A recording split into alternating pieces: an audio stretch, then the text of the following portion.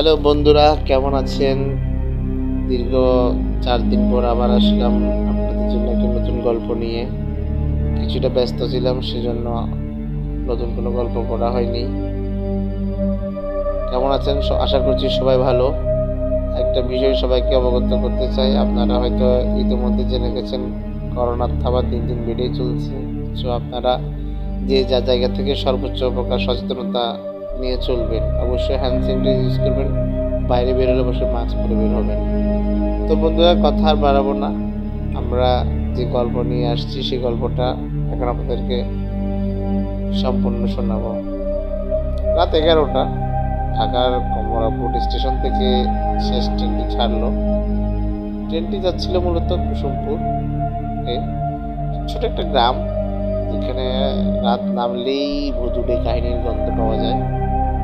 রায়হান একজন photo journalist, প্রথমবারের মতো কুসুমপুর যাচ্ছিল একটি পুরনো জমিদার বাড়ির ছবি তুলতে। ট্রেনে যাত্রী ছিল খুবই কম, একটা বগি পুরোপুরি ফাঁকা। রায়হান সাহস করে ওই ফাঁকা বগিতেই উঠে এসে পড়ল। ট্রেন একটু একটু করে চলছিল। হঠাৎ সে দেখতে পেল এক বৃদ্ধা সাদা শাড়ি পরে একেবারে কোণের সিটে বসে আছে। মুখটা স্পষ্ট দেখা যাচ্ছিল না, তবে চোখ দুটো অস্বাভাবিক লাগছে। রায়হান ভাবলো গ্রামের মানুষ হয়তো বাড়ি ফিরছে, কিন্তু কিছুক্ষণ পর সে আবার তাকালো। বৃদ্ধা হঠাৎ গায়েব।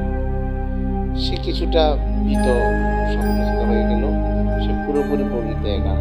এক সময় ট্রেন হঠাৎ থেমে গেল। তখন রাত 2টো বাজে। পুরো বনে ঘেরা অন্ধকার এক জায়গা, কোনো স্টেশন নয়, কোনো আলো নয়। রায়হান জানালায় মুখ রাখতেই দেখতে পেল ট্রেনের পাশে দাঁড়িয়ে আছে সেই বৃদ্ধা, কিন্তু এবার মুখটি পরিষ্কার দেখা যাচ্ছে। চোখে গড়িয়ে পড়ছে রক্ত, আর তার মুখে ভয়ানক হাসি।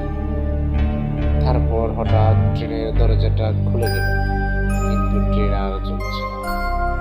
বৃদ্ধা ধীরে ধীরে ট্রেনের ভেতরে উঠে এলো। রায়হান দৌড়ে পালাতে ছিল, কিন্তু দেখলো দরজাগুলো নিজেই থেকে বন্ধ হয়ে গেল। ভয়ে সে অজ্ঞান হয়ে পড়ে রইল। পরদিন সকালে কুসুমপুর স্টেশন ট্রেন এসে যখন থামলো, কিন্তু রায়হানকে খোঁজ পাওয়া গেল না। তার সিটে শুধু একটা পুরনো ক্যামেরা পড়েছিল, আর তার ভেতরের ছবিগুলো সব অন্ধকার। শুধু একটা ছবিতে সেই বৃদ্ধার মুখ স্পষ্ট দেখা যাচ্ছিল। সে যেন তাকিয়েছিল ঠিক ক্যামেরার দিকে। ঠোঁটের কোনো একটা ঠান্ডা হাওয়া, ভয়ানক হাসি।